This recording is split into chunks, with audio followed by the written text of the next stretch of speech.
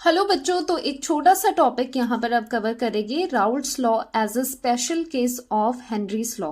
दोनों ही लॉज यहाँ पर लिखे हैं। Let's revise. वैसे आपको पहले से ही पता होगा राउल्ट्स लॉ क्या कहता है। Vapour pressure of a volatile compound in given solution is directly proportional to its mole fraction in the solution.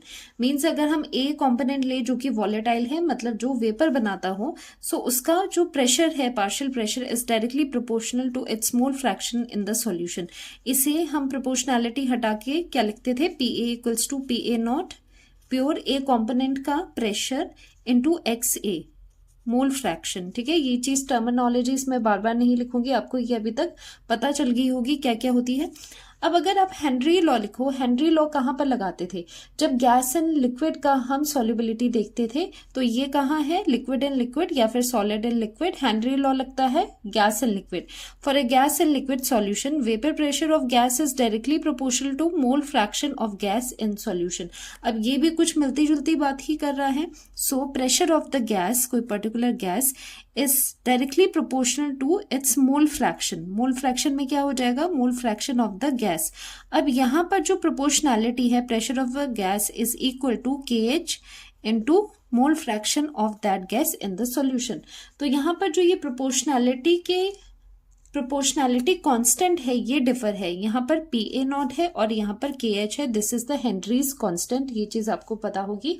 अब देखो, इसमें पहले बात करते हैं सिमिलैरिटीज की। सिमिलैरिटी दोनों चीजों में ये रहती है कि दोनों चीजें एप्लीकेबल है वॉलेटाइल पार्ट के लिए या फिर वॉलेटाइल कंपोनेंट के लिए। और यहां पर pressure is directly proportional to the mole fraction, दोनों में ही।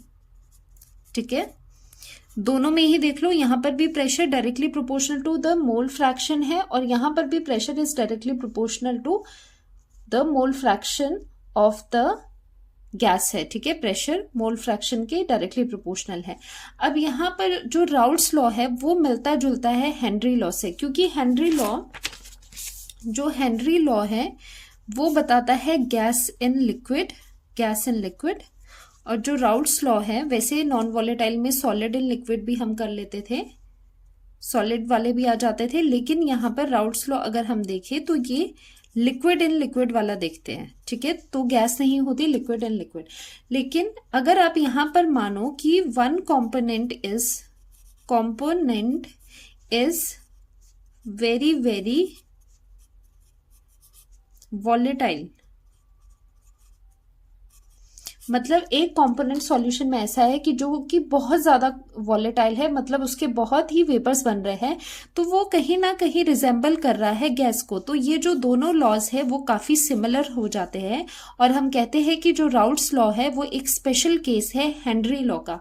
अब ये कह सकते हो हेनरी लॉ एक बड़ी टर्म है, उसका ही सब पार्ट हम राउल्ट्स लॉ बना करके करते हैं। गैस एंड लिक्विड के लिए हमने हेनरीज लॉ लगाया था, फिर आगे जब हम लिक्विड वाले सॉल्यूशन पढ़ने लगे तो वहां पर हमने एक और पर्टिकुलर लिक्विड के लिए एक लॉ लाया विच इज राउल्ट्स लॉ। ठीक है, और इसे भी हम ऐसे देख सकते हैं, अगर यहां पर कोई एक लिक्विड इतना ज्यादा वॉलेटाइल है कि वो एकदम गैशियस फेज में जाता है, वो कहीं ना कहीं गैस को रिजेंबल कर रहा है, तो ये दोनों आपस में क्या होते हैं, लॉज, ये काफी सिमिलर है। डिसिमिलैरिटी कहाँ है, इनके कॉन्स्टेंट्स में। यहां पर है pressure of the pure component, pure state में, और यहां पर क्या है, हेनरीज कांस्टेंट है। तो अगर दोनों केसेस में जो ये PA नॉट और KH की वैल्यू है वो इक्वल आ जाए, तो आप कह सकते हो कि बोथ लॉज आर सिमिलर। तो दोनों लॉज क्या हो जाएंगे, सिमिलर हो जाएंगे।